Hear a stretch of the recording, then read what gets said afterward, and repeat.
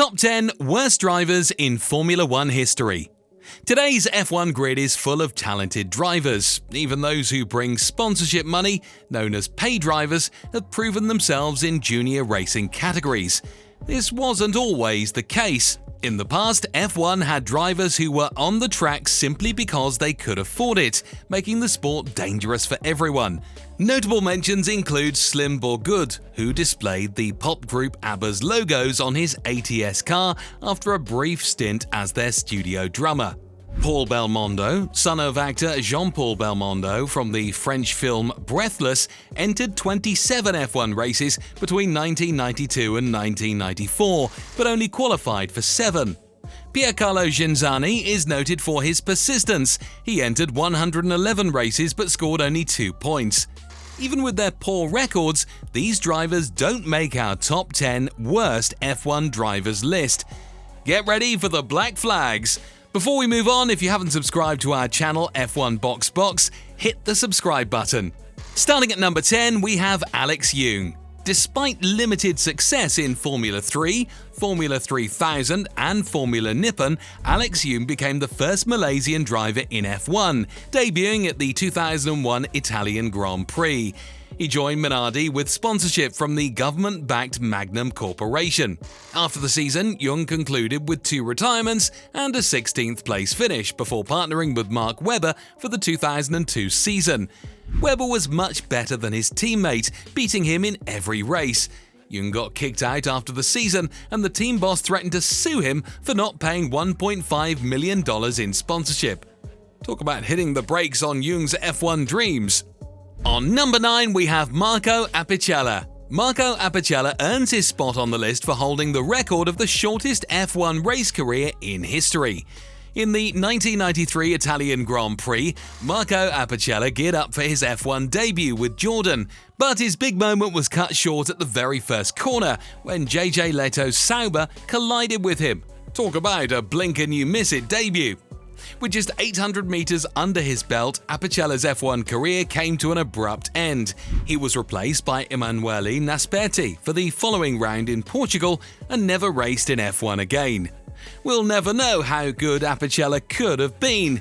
Maybe he was just unlucky, but it's cool to see that he didn't give up. He ended up winning the Japanese Formula 3000 series. From shortest to the longest serving driver, on number 8 we have Luca Bado. You might find it surprising to see a Formula 3000 champion and Ferrari's longest serving test driver on this list. Bado raced in more F1 events than any other driver ever, but he never managed to score a single point. That was a real pit stop.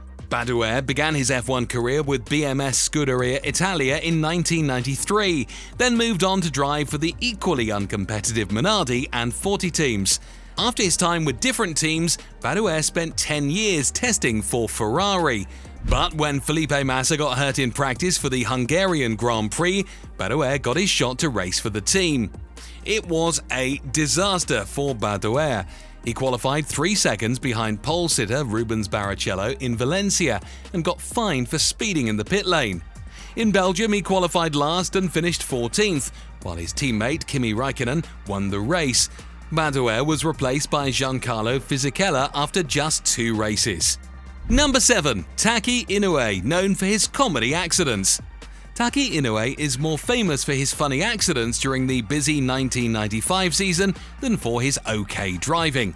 The first one happened during the Monaco Grand Prix. He stalled his footwork car during the first qualifying session. While he was waiting for the car to be taken back to the pits, a Renault Clio course car accidentally hit him, and his car flipped over onto its back. Luckily, Inoue was still wearing his race helmet, so he was able to participate in the race despite suffering a minor concussion. During the Hungarian Grand Prix of the same season, Inoue retired due to an engine failure.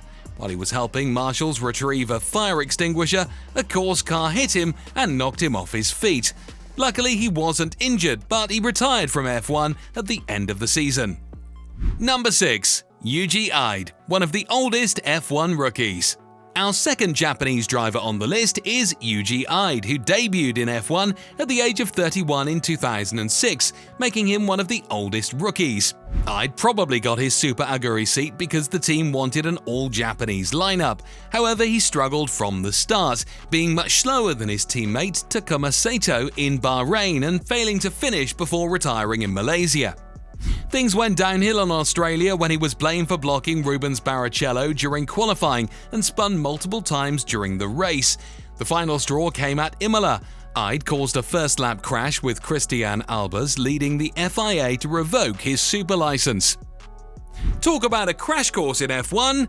On number 5 we have Adrien Campos. Adrien Campos is known in F1 for having more retirements than Michael Jordan had comebacks. The Spanish driver raced in 21 Grand Prix for Minardi in 1987 and 1988, but he retired from 14 of the 16 races he started. His F1 career got off to a rough start. At the season-opening Brazilian Grand Prix, he was disqualified because he forgot his earplugs. By the time he put them in, the race had already started, and he was disqualified for retaking his grid spot instead of starting from the back. Sometimes it's the little things that count. Number 4. Javana Amarti. Scottish driver Susie Wolff is the latest woman to make it big in F1. Right now, she's the development driver for Williams, hoping to break through into the top ranks of the sport. She's not the first to try, and she probably won't do worse than Italy's Javana Amarti. Amarti first drove an F1 car when she tested for Flavio Briatore's Benetton team in 1991. Amarti joined Brabham in 1992 after the team couldn't sign Japanese F3000 driver Akihiko Nakaya. Her first race in South Africa was a disaster. She spun 6 times during practice and qualified 9 seconds slower than pole sitter Nigel Mansell and 4 seconds slower than her teammate Eric van der Poel. Following her failure to qualify for the next 2 races in Mexico and Brazil, she was fired and Damon Hill stepped in to replace her. Number 3. JeanDenis Deatra, a short career. JeanDenis Deatra raced against Javana Amarti in F3000 and even beat her at Jerez, but his F1 career was short, just 3 races. In 1994, Delatraz joined cash-strapped LaRousse with sponsor money. He raced in the season-ending Australian Grand Prix, but was lapped 10 times before retiring. In 1995, he drove twice for Pacific. He retired in Estoril due to cramps and finished 15th at the Nürburgring, nearly crashing into Damon Hill. It was a tough road for Delatraz in F1. Number 2. Alp Peace, the too-slow driver. Canadian Alp Peace was really good at racing in his home country and even got into the Canadian Motorsport Hall of Fame in 1998. But his time in F1 wasn't as great. Peace made history as the only F1 driver to get disqualified for going too slow. This happened during the 1969 Canadian Grand Prix. Peace was driving an Eagle Climax and was shown the black flag for being a problem on the track, even though he was many laps behind the leaders. When Jackie Stewart almost got into an accident because of Peace, Ken Terrell complained and Peace got disqualified. Peace's F1 journey went from doing well to slowing down in a surprising way. Finally, on number 1, we have Chanakniss, a man who took racing as a game. For many Formula 1 fans, the closest they'll ever get to racing is through dreaming or playing their favorite video games. But for the successful Israeli businessman, Chanakniss, those dreams became real when he bought himself a spot on the Minardi team. Nissany started racing for fun when he was 38, but he got his chance in F1 during practice for the 2005 Hungarian Grand Prix when he was just 41. However, Nissany had a tough time keeping up with the other drivers and ended up spinning into a gravel trap. He had to be lifted off the track while still in his car because he couldn't remove his steering wheel. After his disappointing performance, he was quickly replaced by the much more skilled Enrico Toccasilo. It was a short F1 journey for Nissany, but it was definitely one to remember. There you have it. I hope you have liked this video as well, and if you have missed our last videos, do watch the link in the description. Also, don't forget to subscribe to our channel F1 Box for more exciting content.